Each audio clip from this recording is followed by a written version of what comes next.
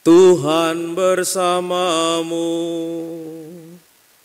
dan bersama rohmu. Inilah Injil Yesus Kristus menurut Santo Matius.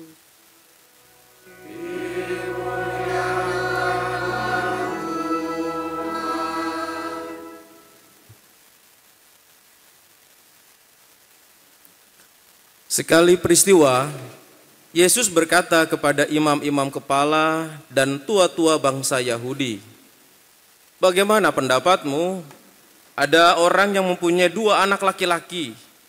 Ia pergi kepada anak yang sulung dan berkata, 'Anakku, pergi dan bekerjalah dalam kebun anggur pada hari ini.'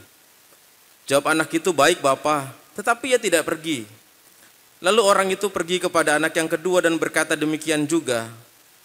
Anak itu menjawab, 'Aku tidak mau.' Tetapi kemudian ia menyesal dan pergi. Siapa di antara kedua orang itu yang melakukan kehendak ayahnya? Jawab mereka, 'Yang terakhir.'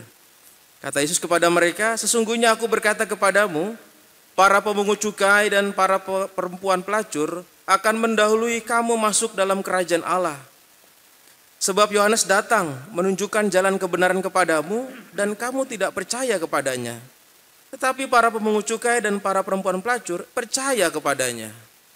Meskipun kamu melihatnya tetapi kemudian kamu tidak menyesal dan kamu tidak juga percaya kepadanya.' Demikianlah sabda Tuhan. Terpujilah Kristus.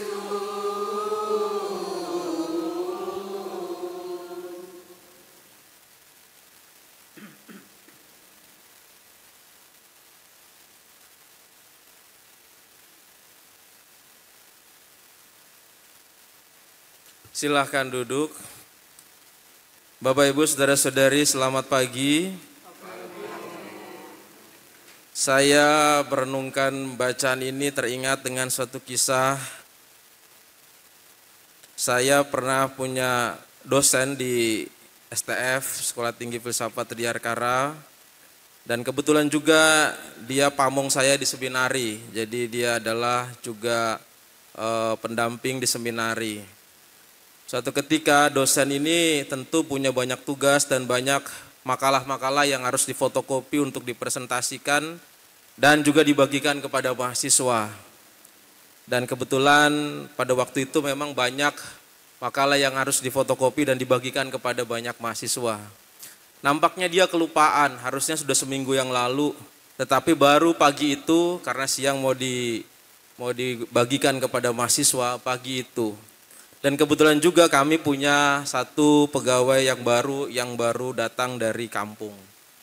Dan kemudian saudara-saudari, setelah menunggu lama, dosen ini kemudian melihat fotokopiannya, dilihat kembali bolak-balik, oh ya udah benar, jumlahnya dihitung juga udah benar.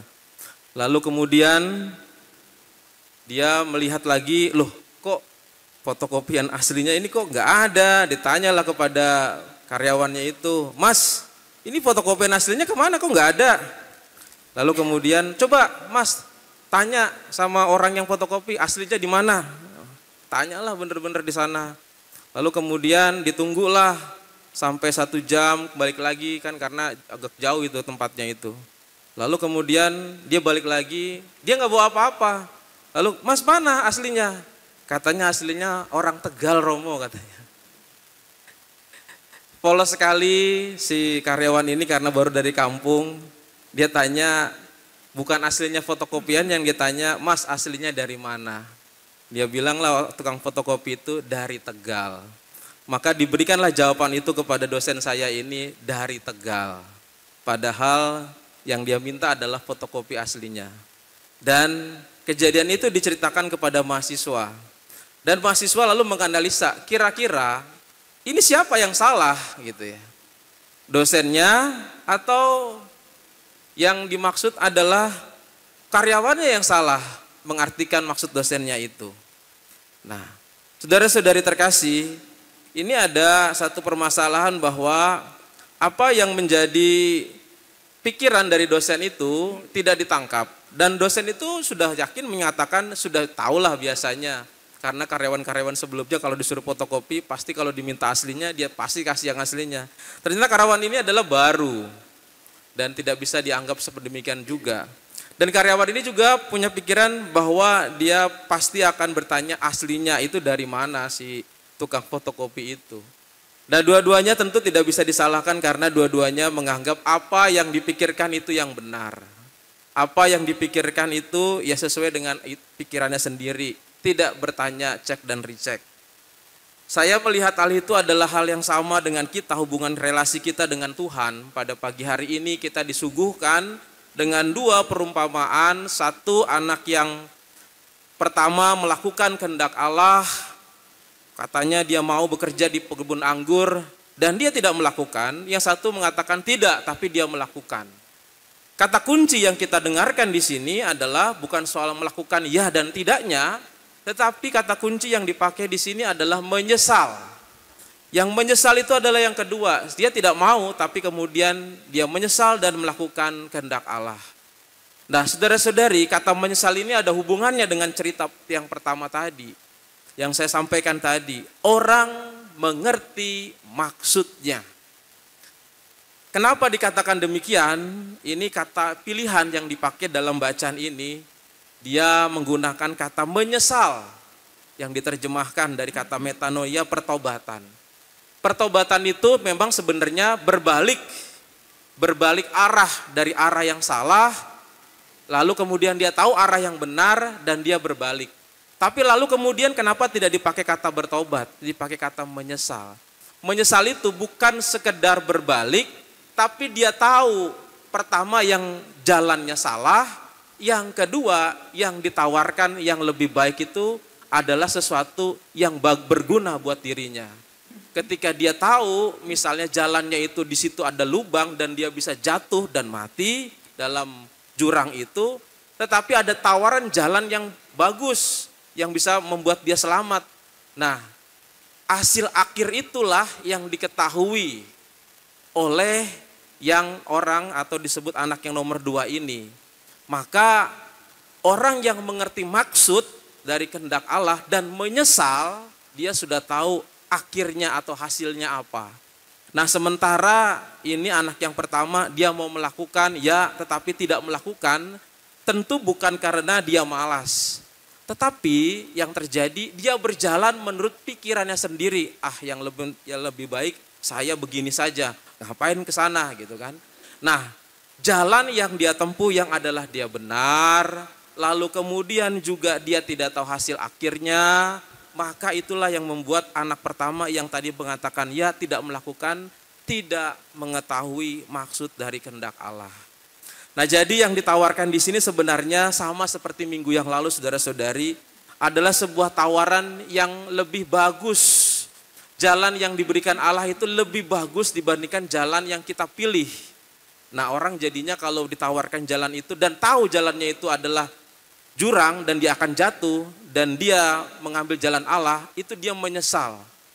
Kalau orang menyesalkan pasti sudah tahu, harusnya ini saya lakukan, kenapa enggak dari kemarin ya? Ini seharusnya saya lakukan, kenapa enggak dari minggu yang lalu ya? Ini kayaknya sudah terlambat. Nah, tapi di sini dikatakan belum terlambat, dia menyesal dan kembali lagi. Jadi kalau orang sudah tahu tawaran yang lebih bagus, yang harusnya diambil, dan dia melakukan itu dengan penuh penyesalan, maka dia disebut dengan bertobat tadi. Nah, Bapak Ibu saudara-saudari, ini bukan sekedar saja mengandaikan kita sudah berbalik dan bertobat dan kita tahu hasilnya. Tetapi ini menjadi perilaku anak nomor pertama ini, perilaku kita hidup orang beriman yang hidupnya sehari-hari. Jadi kalau orang beriman itu lebih banyak juga memiliki godaan seperti anak pertama. Ya, dilakukan, tetapi dia menggunakan pikirannya sendiri, jalannya sendiri, karena belum tahu hasil akhirnya. Karena belum tahu yang dinamakan hadiah yang menunggu di depan. Karena dipikirnya jalannya itu yang benar, jalannya itu yang baik. Walaupun dia mengatakan ya. Kenapa demikian? Itulah yang terjadi. Dari orang-orang yang disinggung di sini adalah para ahli Taurat dan juga para imam-imam. dan juga para ketua-tua bangsa Yahudi itu, yang dia tahu ajaran Tuhan, yang dia tahu arahnya kemana Tuhan inginkan, tapi dia maunya kehendaknya sendiri, jalannya sendiri. Apakah itu tidak terjadi pada kita saudara-saudari pada hari ini? Tentu kita juga sering melakukan itu. Coba kalau kita lihat, tapi saya yakin tidak ada di sini ya orang-orangnya, terutama saudara-saudari yang ada di sini pasti orangnya semua baik-baik dan melakukan kehendak Allah. Kita doakan doa Bapa Kami setiap hari loh. Dalam doa makan kita mungkin doa Bapa Kami. Dalam doa rosario ada doa Bapa Kaminya. Di Ekaristi ada doa Bapa Kaminya. Dan juga di dalam misa yang lain-lain ada doa Bapa Kaminya. Doa novena juga ada doa Bapa Kaminya. Dalam doa Bapa Kami itu kita sering mengucapkan, jadilah kehendak-Mu di atas bumi seperti dalam surga. Ampunilah kesalahan kami seperti kami mengampuni yang bersalah kepada kami. Dan berilah kami rezeki pada hari ini. Tiga-tiganya kita ucapkan, jadilah kehendak-Mu, berilah rezeki pada hari ini, dan ampunilah kesalahan kami seperti mengampuni kesalahan orang lain. Nah, saudara-saudari, 3 hal yang kita ucapkan tiap hari, kita setujui dalam doa itu. Bersama-sama kita doakan, tiap hari kita doakan. Namun, jalan yang kita pilih, kita sendiri yang melakukan. Ketika kita diminta untuk jadilah kehendak-Mu, kita pingin berdoa, pasti pengennya kehendak kita yang terjadi. Kita pengen supaya Tuhan mengabulkan keinginan kita secepatnya. Kalau kita minta yang kita inginkan, kita minta supaya Tuhan jadi seperti yang kita mau. Nah, ini bukan jadi kehendak menurut Tuhan, tapi menurut kita. Itu saja kita sudah memilih jalan kita sendiri. Yang kedua, kalau kita berdoa Bapa Kami juga sama. Berilah kita rezeki pada hari ini. Diubah dengan kata hari ini maksudnya adalah secukupnya. Tapi kita kan gak mau secukupnya. Kalau bisa Tuhan berilah kami rezeki yang berlimpah, yang banyak. Dikasih motor, pengen minta mobil. Dikasih mobil, ganti merek. Ya. Dari Avanza, pengennya merek yang lain. Dari merek yang lain, pengen yang lain lagi. Nah terus kemudian pengen rumahnya sederhana, jadi rumahnya mewah. Secukupnya jadinya berlebihan. Nah saudara-saudari yang terkasih, itu yang kita ucapkan dan itu juga jalan yang kita pilih. Dan yang ketiga, ketika kita Tuhan ampunilah kesalahan kami seperti kami mengampuni. Ketika kita minta itu, kita juga belum bisa mengampuni orang lain. Nah itu berarti jalan yang kita pilih, jalan kita sendiri. Kita itu ada di posisi anak-anak yang pertama. Tetapi sekali lagi saya yakin di sini tidak ada yang seperti itu. Nah saudara-saudari terkasih, maka kita diajak untuk melihat apa yang dikatakan oleh Santo Paulus. Bahwa kita dalam hidup sehati sepikir dengan Kristus. Artinya apa yang dipikirkan Kristus, apa yang menjadi kehendak Tuhan, itulah yang kita jalankan. Kenapa kita masih menggunakan jalan kita sendiri? Karena belum tahu hadiahnya apa. Belum sadar hadiahnya apa. Dan belum sadar jalan kita itu akhirnya kemana. Apakah pada keselamatan ataukah pada jurang. Kalau anak yang kedua ini yang disebut tadi para pemungut cukai, para wanita pelacur tadi, dia sudah tahu jalan akhirnya akan kemana. Maka dia tidak mau jalan ke situ, dia pilih jalan yang lain dan dia menyesal. Nah mari kita mohon rahmat Tuhan, semoga rahmat dan kehendak Tuhan mengubah hidup kita supaya kita mengubah jalan dan pikiran kita sesuai dengan kehendak Allah, sehati dan sepikir. Tuhan memberkati kita. Amin.